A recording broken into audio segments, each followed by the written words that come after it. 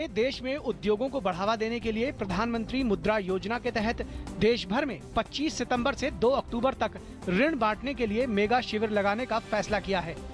Banking sector ने इस योजना के तहत 2015-16 में 22,188 करोड़ रुपए ऋण देने का लक्ष्य निर्धारित किया है। इस योजना के तहत बैंक अभी तक करीब 20 लाख से अधिक ऋण लेने वालों को 15,588 करोड़ रुपए वितरित कर चुके हैं। चीन की अर्थव्यवस्था को लेकर गहराती चिंताओं के बीच एशिया के प्रमुख शहरों में भारी उथल-पुथल रही। सेंसेक्स 1,624 अंक यानी करीब 6% की गिरावट के साथ 25,741 के स्तर पर बंद हुआ। वहीं निफ्टी 491 अंक यानी करीब 6% गिरकर 7,809 के स्तर पर बंद हुआ है। उधर डॉलर के मुकाबले रुपया भी भारी गिरावट के साथ बंद हुआ। $1 के मुकाबले रुपया 81 पैसे कमजोर होकर 66 रुपए 64 पैसे पर बंद हुआ है। रुपए का ये 2 साल का निचला स्तर है। वित्त मंत्री अरुण जेटली ने कहा है कि वैश्विक बाजारों में चल रहे उतार चढ़ावों का आंशिक असर भारत पर पड़ सकता है। हालांकि वैश्विक स्तर पर उभरने वाले अस्थायी रुझानों, जिसकी मुख्य वजह बाहरी कारण है, उनका मुकाबला करने के लिए देश की बुनियादी क्षमता काफी मजबूत है, इसलिए घबराने की जरूरत नहीं है। उधर आरबीआई गवर्नर ने कहा कि बाकी देशों के मुकाबले भारत के आर्थिक हालात काफी मजबूत हैं और बाजार में जरूरत पड़ने पर दखल दिया जाएगा। प्रधानमंत्री नरेंद्र मोदी ने उम्मीद जताई है कि नागा शांति समझौते के परिणाम स्वरूप पूर्वोत्तर में सकारात्मक नतीजे देखने को मिलेंगे। प्रधानमंत्री ने कहा कि NSCN-IM के साथ सफल बातचीत के बाद पूर्वोत्तर में मिलकर साथ चलने के बेहतर परिणाम सामने आएंगे।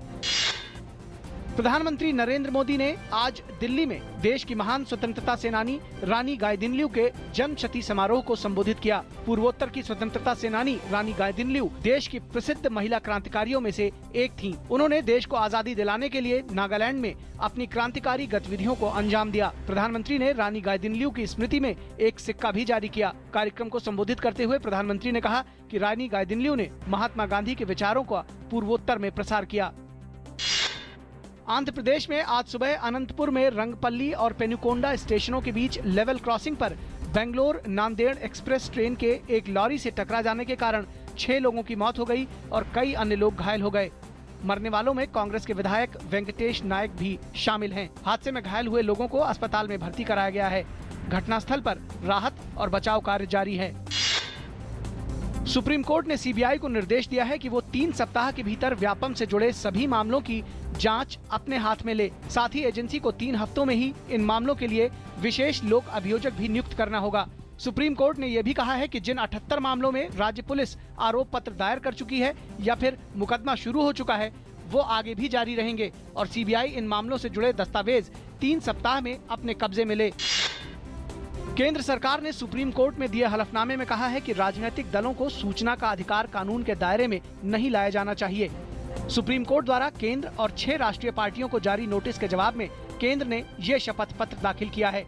सुप्रीम कोर्ट में दायर जनहित याचिका में केंद्रीय सूचना आयोग के 2013 और 2015 के आदेश का हवाला दिया गया है, जिसमें पार्टियों को आय, खर्च, दान, फंडिंग और दानदाताओं का विवरण देने के आदेश दिए गए थे।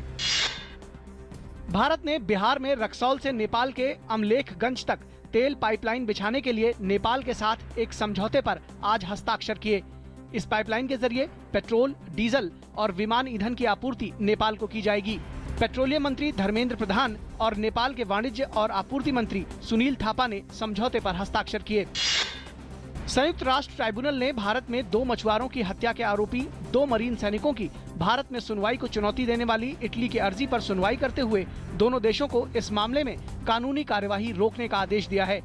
यूएन ट्राइब्यूनल ने दोनों देशों से 24 सितंबर तक इस मामले में अब तक की कार्रवाई की रिपोर्ट दाखिल करने के लिए भी कहा है। जम्मू कश्मीर के बडगाम जिले में सोमवार को भारतीय वायुसेना का एक MiG-21 विमान दुर्घटनाग्रस्त हो गया। हालांकि पायलट विमान से सुरक्षित बाहर निकल आया। रक्षा प्रवक्ता ने बताया है कि दुर्घटना के कारणों का पता लगाने के लिए कोर्ट ऑफ इंक्वायरी का आदेश दिया गया है। मनोरंजन और मीडिया क्षेत्र में महिलाओं की भागीदारी दिनों दिन बढ़ रही है, लेकिन समाज की सोच की वजह से समाज की आधी आबादी को उनकी क्षमता के हिसाब से अवसर कम ही मिल पाते हैं। सूचना और प्रसारण मंत्रालय और राष्ट्रीय महिला आयोग ने इस विषय पर नई दिल्ली में एक सेमिनार का आयोजन किया। इसमें पर्यावरण मंत्री प्रकाश जावड़ेकर ने कहा कि महिलाओं में कई ऐसी शक्तियां हैं जो उन्हें पुरुषों से आगे की कतार में रखती हैं। आतंकवादी संगठन इस्लामिक स्टेट ने सीरिया के पलमैरा शहर में स्थित प्राचीन मंदिर को बम से उड़ा दिया। समाचार एजेंसी शिन्हुआ ने सोमवार को सीरिया की एक मानवाधिकार पर्यवेक्षक संस्था के हवाले से ये जानकारी दी। IS आतंकवादियों ने बाल शमीन, जिन्हें स्वर्ग का देवता भी कहते हैं, के मंदिर को बम से उड़ा दिया है। ये मंदिर पलमैरा में प्रसिद्ध रोमन थिएटर से कुछ ही मीटर की दूरी पर स्थित है। पलमैरा शहर प्राचीन विश्व के सबसे महत्वपूर्ण सांस्कृतिक केंद्रों में से एक माना जाता है। पूर्व विश्व नंबर 1 स्विट्जरलैंड के रॉजर फेडरर ने लगातार दूसरी मर्तबा सिनसिनाटी ओपन का खिताब अपने नाम कर लिया है। फेडरर ने फाइनल मुकाबले में विश्व नंबर 1 सर्बिया के नोवाक जोकोविच को शिकस्त दी। वहीं महिला वर्ग में विश्व नंबर 1 खिलाड़ी सेरेना विलियम्स ने रोमानिया की सिमोना हैलेप को शिकस्त देकर सिनसिनाटी मास्टर्स का खिताब अपने नाम कर लिया है। भारत ने श्रीलंका के खिलाफ पी सारा ओवल में खेले गए दूसरे टेस्ट मैच को 278 रनों से जीत लिया है।